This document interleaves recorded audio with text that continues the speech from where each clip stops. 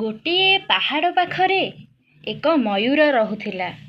ସେ ନିଜର ସୌନ୍ଦର୍ଯ୍ୟ ପାଇଁ ଭାରି ଗର୍ବ କରୁଥିଲା।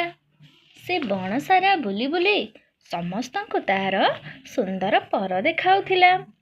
ଦିନେ ମୟୂର ଗୋଟିଏ କାଉ ସହ ଦେଖା ହେଲା।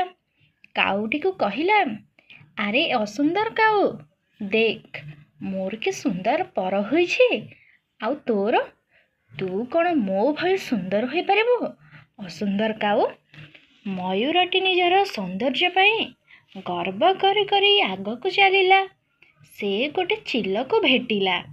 କହିଲା, ଆରେ ଚିଲ, ତୁ କ'ଣ ମୋ ପରି ଏତେ ସୁନ୍ଦର ହୋଇପାରିବୁ?